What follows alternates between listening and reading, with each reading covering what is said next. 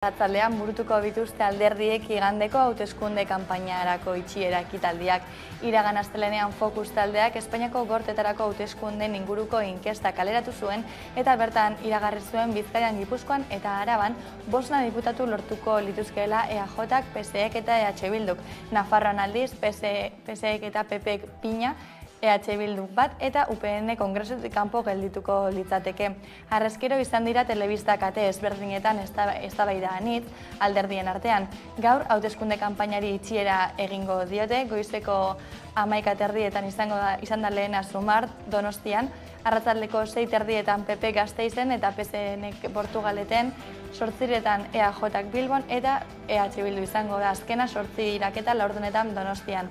Iruñan ere itxiera ekitaldiak izango dira, goizeko 12:00 izan da PSE-rena eta arratsaldean egingo dituzte PPek, UPNek eta EH Bilduk 6:00, 6:30 eta 7:00.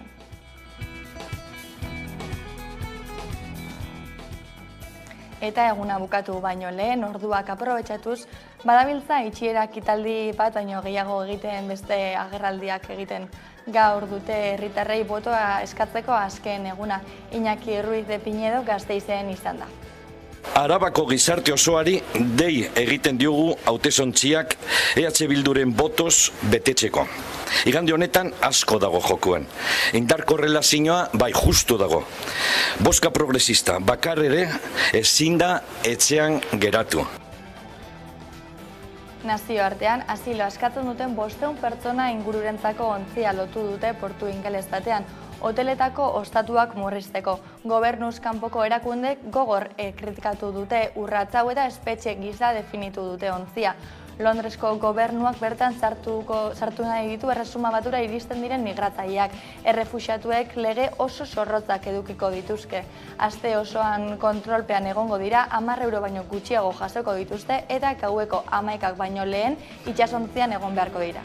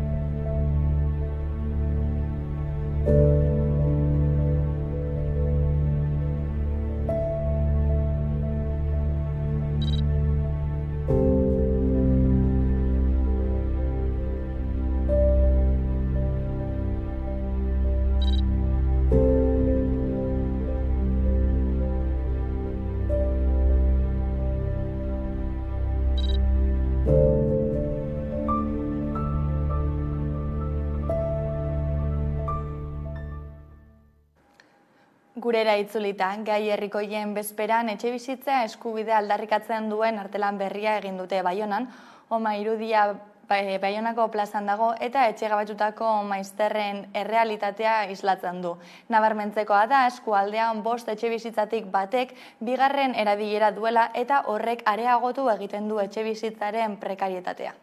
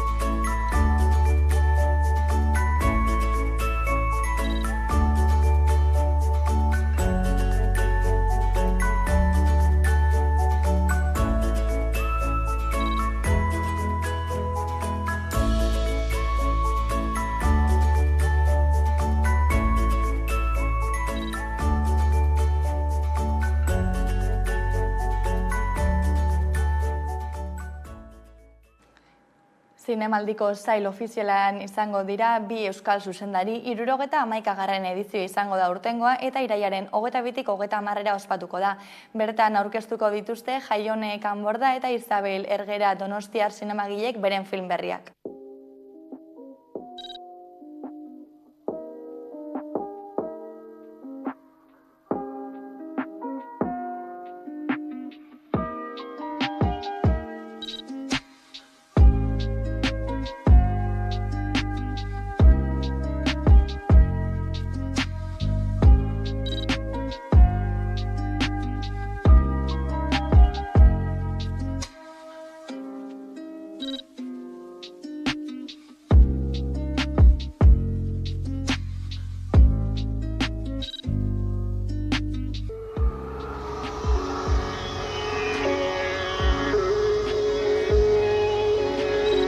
Acha, George, where are the men?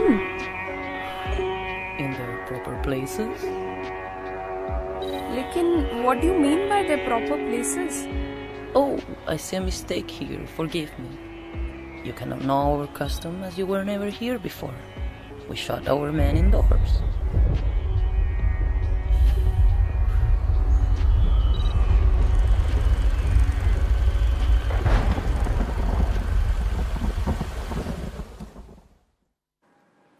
Kaixo eguerdion, gaur hauteskunde kanpainari itxiera egingo diote, EH Bilduko Maialen Iriartek aurre ikusten du Madrilen presentzia izango dutela eta esaten dutena egiten dutela, Zumarrek azpimarratzen du eskualdearen ezaugarriak bermatuko dituela. Jeltzaleek Euskadiren ahotsa direla diote eta sozialistek berriz Sánchez edo Feijóo aukeratu beharko dela igandean. Posta bidezko botoei dagokienez, atzo azken orduan gaur arteko epea luzatu zuten korreozen boska eman alizateko eta alderdiek ere gaur izango dute herritarrei botoa askatzeko azken aguna.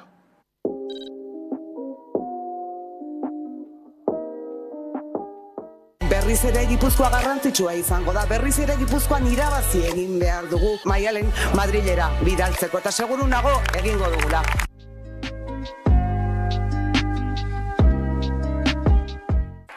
Ganamos más cuando hablamos galego, catalán, euskera, porque no vamos a dejar de hablar las lenguas que nos den la gana.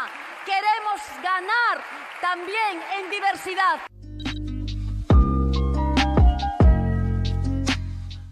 Eta batzuk despistetan daude.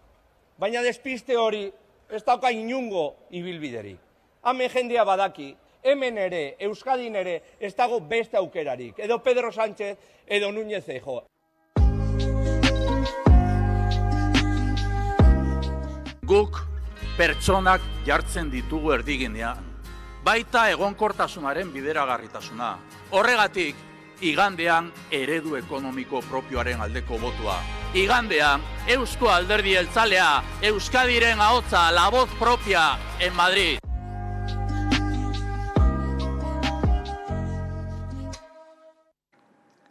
10. itsas martza egingo da uztailaren 29an plentzian lurretik uretara eta zuen etzeratzea aldarrikatzeko. Estatuak izan daitezen manifestazioak egiten Euskal Herriko hondartza askotan. Eta duela 10 urte plentziako bizilagun batzuk elkartu ziren senideak itsasadarretik zalupa eta piraguekin laguntzeko. Eta itsas martza deitzen den ekimena horrela sortu zen.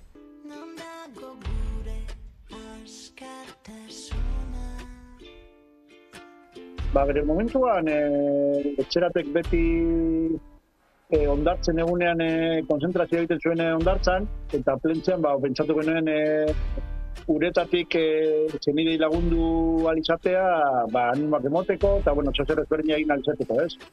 Hori izan zen orain dela 10 urte, gero eta gehiagora doa konbokatoria, eta gaur arte heldu gara. Euskal presoak Euskal Herriatu arren oraindik salbuespen politikarekin bukatu behar dela eskatzeko beste urte batez itsas martza egingo da. Izan ere gertuago egon arren Euskal preso ieslari eta deportatuen etzeratzea aldarrikatuko da.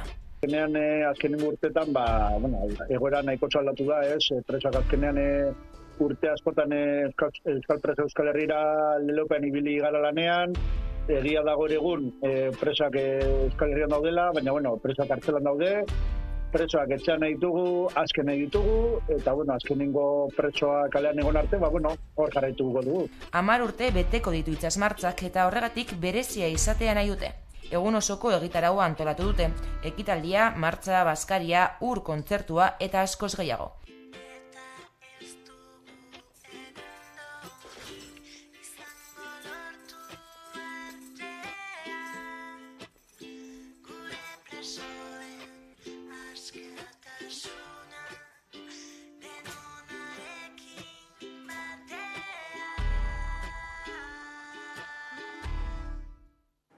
Lau mila alegazio baino gehiago aurkeztu dira lurralde plan sektorialaren aurka, uztailaren 24an alegazioak aurkezteko epea amaituko da, ostegun honetan Euskal Herria Bizirik plataforman lakuan bildu da eta milaka alegazio aurkeztu ditu. Plataformak salatzen duenez planak ez du ingurumen inpakturi buruzko alderdi garrantziak aintzat hartzen, gauzak horrela alegazio horiekin energia azpiegitura handiak eraikitzeko martxan dauden proiektuak geldiaraztea eskatzen du. Energia berriztagarrien lurralde plan sektorialak 4.000 alegazio baino gehiago jaso ditu. Izan ere hurrengo astelenean uztailaren 24an alegazioak aurkezteko epea amaituko da. Eusko Jaurlaritzak maiatzean lehenengo onespena eman zion lurralde plan sektorialari. Araban guztira 42 kokapen aurreikusi dituzte. Energia eolikorako 19 eta energia fotovoltaikorako 23 eremu. Ostegun honetan Euskal Herria Bizirik plataformak elkarretaratzea egin du Lakua aurrean. Plataformak plana atzera botatzeko nahian entregatu ditu askotariko herritarrek, elkartek, sindikatuek, udalek eta batzar administratiboek egindako alegazioak. Euskal Herria Bizirik plataformak 3.500 herria alegazio babestu ditu. Eta gainerako alegazioek norbanako zein eragileen argudioak jaso dituzte. Aurkeztutako kopuru handiak erantzun sozial zabala agerian utzi duela uste du plataformak. Alegatutako aldarrikapenen artean, plana izapidetzean antzemandako irregulartasunak eta ingurumen inpaktuari buruzko alderdi garrantzitsuak kontuan ez hartzea, nabarmentzen dira besteak beste. Dagoneko Elhuyarren webgunean eskuragarri dago adimen artifizialaren bidez testuak ahots bihurtzen dituen tresna. 6 hizkuntzatan izango da aukera, euskaraz, gazteleraz, frantsesez, ingelesez, katalanez eta galegoz. Orain zentroa hizkuntzaren prozedimenduan espezializatuta dagoela azaldu dute eta uste dute zerbitzu berria ahotsaren sintesiaren ikerketan egindako aurrerapen erakusgarria dela. Testuak ahots bihurtzeko tresna ondu du Elhuyarrek modu honetan adimen artifizialean eta sare neuronaletan oinarritutako ahots automatikoen alorrean beste aurrerapauso bat egin du zientzia eta teknologia elkarteak. Dokumentuak eta testuak automatikoki ahots bihurtzeko eta horiek entzuteko aukera ematen du tresna berriak eta 6 hizkuntzatan izango da aukera: euskaraz, gaztelaniaz, frantsesez, ingelesez, katalanez eta galegoz. Prentsa oharbidez azaldu dutenez, egiazkoak diruditen TTS ahotsak orain 6 hilabete sortu zituzten orai adimen artifizialeko zentroan, aurrez grabatuta zeuzkaten ahotsetatik abiatuz. Orain, ahots horien bidez testuak irakurri ahal izango dira. Testua ahots bihurtzeko tresna berria erraza da erabiltzen gainera Elhuyarren ustez. Webgunean sartuz gero, TTS-a probatu botoia sakatutan agertuko den kutxan idatzi behar da testua, edo dokumentu bat plataforma horretara igo, hizkuntza eta ahots moldea aukeratu, eta erabiltzaileak segundo batzuk barru jasoko du dagokion audioa. Bide beretik, erabiltzaileak dokumentu bat plataformara igo eta ahots bihurtzeko aukerare baduela gaineratu dute. Euskal gizartea garatzeko egiten dugu lan, euskaratik mundura zabalik. Biharreko kideek erantzi dute, TTS ahots pertsonalizatuak sortzeko aukerare eskaintzen duela webguneak eta edozein aplikaziotan txertatzeko prestatuta daudela. Kazetaritza bertatik bertara ekimenaren 9. edizioa abuztuan martxan jarriko da.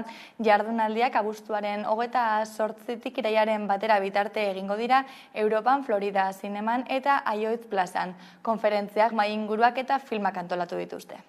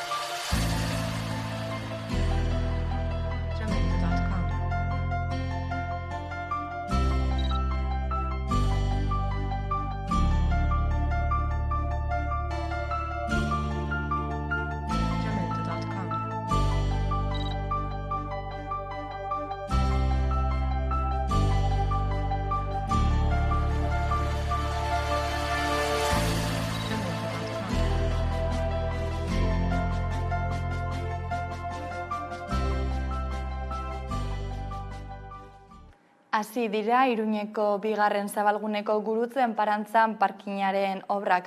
UPN ekainaren 13an udaleko plenotik pasagabe plazaratu zuen parkina eraikitzeko nahia. 50 bat zuhaitz handi daude eta auzokideen arnaz gurea da. Hilabete beranduago obrak hasi dira, gauzak horrela Hamaika telebistako lankideak herritarren iritzia galdetzera atera dira. Iruditzen zait, una cagada monumental, ez dakit nola esan, baina gainera, izango baziren zuhaizka batzuk, haun zeren birlandatu aldira edo dena den, baina halako zuhaitzak kendu, gainera itzala ematen dute oksigenoa, gainera hori emergentzia klimatikoan gaude, beraz, nire ustez, da egin alduten gauzarik txarrena. Nik ez nago oso ados, badakit moztuko dituztela hainbat zuhaitz eta horrela. Eta, hemen dago parke bat eta daleku bat izan ditudan nire haurtzaroko momenturik goxoenak eta pena ematen dit honi amaiera jartzea. Oso gaizki. Ja, garai honetan parkin bat eta gainera erakizten bat zuhaiz. Kanpora, hori da pasakeria bat. Mal, vamos. O sea, que para mí me vendría mal porque me gustan mucho estos árboles de esta Plaza de la Cruz tan bonita. Y estoy de coches hasta aquí, que yo no he tenido nunca coche. Betikoa, trafikoari eta kotxei espazioa ematea eta naturari kentzea. Hori da arazoa. Ez zait iruditzen beharrezkoa. Agian ez dago lekurik, baina justo hau lekua proposena dela ez dut uste. Sobera dago. Ez da beharrezkoa. Beharrezkoa, eta inundik ere, nik uste dut, badaudela parkinak inguruan, eta beti espazio egoten da, bai Gazteluko plazan eta beste tokietan. Orduan, beharra ez dago. Gainera, hemen gehiena botatzen dute UPN. Eta orain, horrela ordaintzen diete, no? Ordaintzen diete, jospatu. Jai herrikoien bezperan etxebizitza eskubidea aldarrikatzen duen artelan berria egin dute Baionan, horma irudia Baionako plazan dago eta etxegabetutako maizterren errealitatea islatzen du. Nabarmentzekoa da eskualdean 5 etxebizitzatik batek bigarren erabilera duela eta horrek areagotu egiten du etxebizitzaren prekarietatea.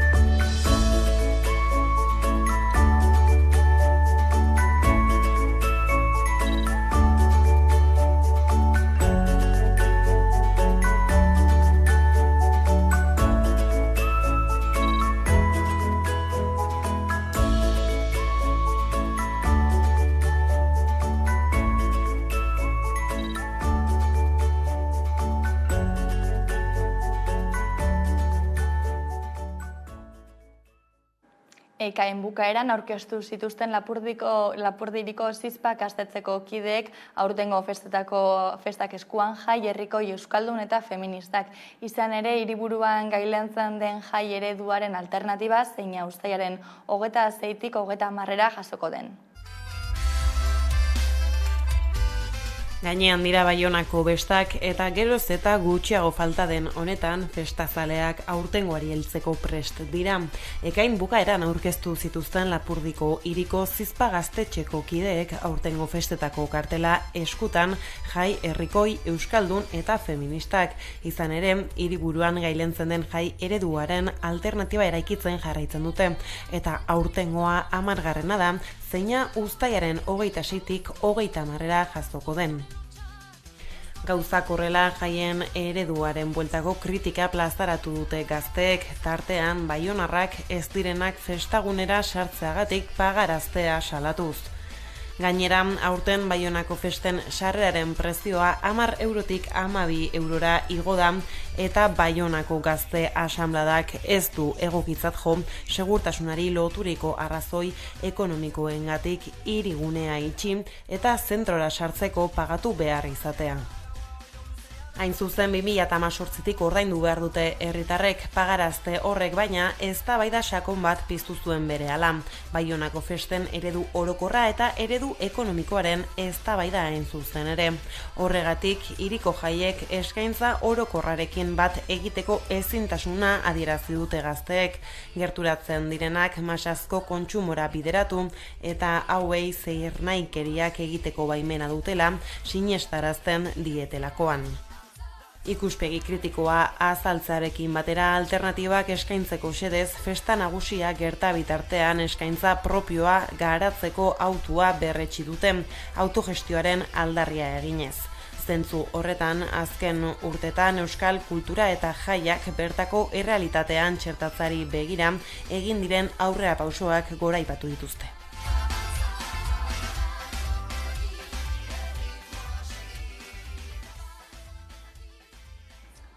Gaurtik hasita eta abuztuaren 6 arte antzerkiak hartuko ditu Herriberriko kale eta txokoak berriz ere. 39 ikuskizun 17 egunetan barrena, emanaldi ez gain 3 lantegi ere izango dira jendeak antzerkigintzako hainbat esparrutan ikasi eta parte har dezan. Herriberriko antzerki jaialdiak 24. edizioa hartuko du agorrilaren 6 arte. Bertan, musika, dantza eta zirkua uztartuko dira. Aurten, esparru berriak ere izanen dira. Bertzeak bertze, San Martinuseko udala parkalekua edo Erregi Jauregiko sarrerako patioa. Horiekin batera noski, son handia hartu duten Lakaba, Herriberriko Jauregia, Enozentrum edo Tafaiako kulturgunea. Zuzendaritza egitarau berdinzalearen eta inklusiboaren aldeko apustua egin du. 22 ikuskizunetako 29 emanaldiekin. Horietatik, 13 emakumeek sortu, idatzi eta zuzendu dituzte. Horietatik 8 Nafarroko konpainietakoak dira. 2 nazioartekoak, bat inklusiboa eta bertze bat euskeraz. Jaialdiak berriz ere hartuko ditu herri-berri esperientziak. Joka espazio konbentzionala herriko karriketara zabalduz bizitzera gonbidatzen dutenak. Herri-berri geltokiak deritzotenek udalerritik kanpoko ikuskizunak jasoko dituzte. Eta berriz ere 3 topaketa antolatuko dira artistekin, kazetariekin eta Nafarroako konpainiekin. 3 lantegi programatu dira. Aprender a contar Maria Belaskorekin, Haz lo que pase Teatro Bilorekin eta autofikzion utopika Karla Rovirarekin. 10 eta 18 urte bitarteko gazteentzat. Oholtza gainetik, son handiko antzerkigileak pastuko dira. Hala nola, antzerki emanaldiak eta ikusgarriak izanen dira datorren agorrilaren 6 arte. Sarrerak online, Baluarten Moreako merkatalgunean eta Herriberrin bertan izanen dira eskuragarri. Honegin eta bizitza luzea antzerkilaritzari.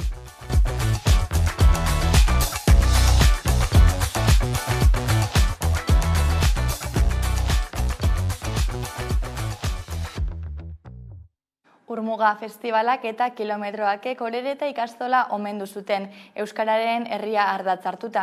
Hendaiatik eta Lezakatik mendi martxa musikatuak izan ziren eta ontzi batek eraman zituen artistak Ibaian zehar kontzertuak eskaintzera. Ekitaldian Alaitz eta Maider bezalako artistak eta Xutik eta Ete Inkartuz bezalako musika taldeak izan ziren.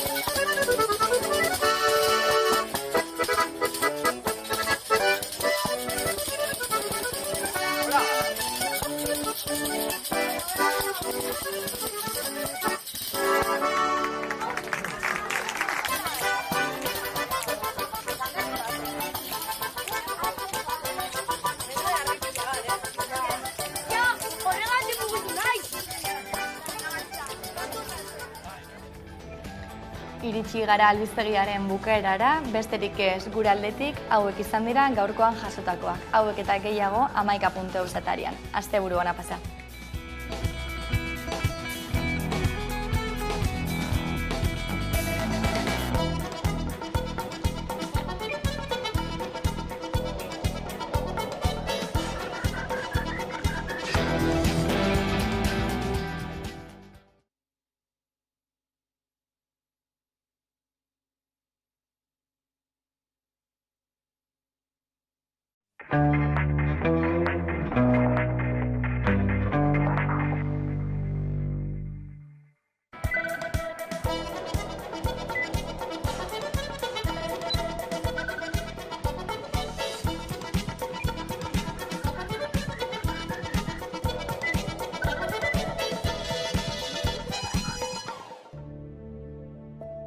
Gasteiztik 40 kilometrora dagoen Santa Maria de Garoñako zentral nuklearra Nuklenorren eskuetatik Enresa enpresa publikoaren eskuetara igaro da. Urrats horrek bide eman dio zentralaren desegitea abiatzeko prozesuari. Jose Luis Navarro Enresako presidenteak komunikabideen aurrean azaldu du desegite prozesua atzera ezina dela eta argitu du Enresa ez dela politika energetikoei buruzko gaietan sartuko eta beraiek jarraibideak jarraitzera mugatzen direla.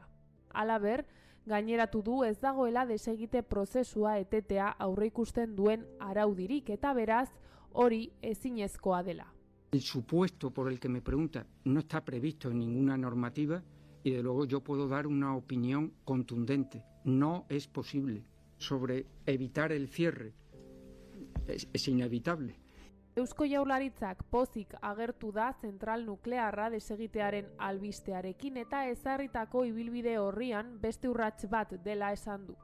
Orain onartu den eta iragarri den erabakia, bide horretan emandako pausugarri bada, orain hasi beharko lukete lanak, beraz eraiste hori gertatu dadin. Gauza jakina da, zentral nuklear bat eraisteak edo desegiteak lan izugarria eskatzen duela, kontu handiz egin beharreko lan bat, eta hori da, datozen 10 urteetan egongo den eginkizuna horren inguruan. 2 fasetan egingo da zentral nuklearraren desegite prozesua eta ondo bidean 2033 urtean amaituko da. Orotara, 475 milioi euroko kostua izango du aurreikuspenen arabera, 350 langile inguru arituko dira lanean zenbait fasetan aldi berean.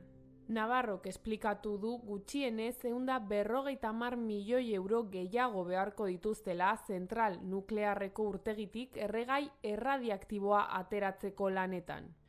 Material hori jada eraikita dagoen arren behin-behineko biltegi batean sartuko dute 49 eduki ontzitan eta desegite lanen amaieran bestelako hondakin bereziak ere utziko dituzte hor. Biltegia behin-behinekoa den arren ez dute zehaztu zenbat denbora izango dituzten hor hondakin erradiaktiboak eta aurreikuspenen arabera goizenez 2033an prest izango dute biltegi geologiko sakon bat. Bere aldetik Araba Garoña gabe plataforma pozik agertu da zentralaren desegitearekin, baina hondakin nuklearrekin ere kezkatuta agertu da eta titulartasunaren aldaketaren arira kritiko mintzatu da Alberto Frias. Garoña eraistea herri mugimenduaren garaipena da, ziklo bat izten duena. Berandu eta arriskuekin, baina heldu da eta berri on bada. Hemendik aurrera, desegiteko lanetan kutsadura radiologikoaren arriskuzua da. Bestalde, Nuklenorren titularra Enresara aldatzeak esan nahi du aurrekontu publikoetatik desegite kostuak ordainduko ditugula.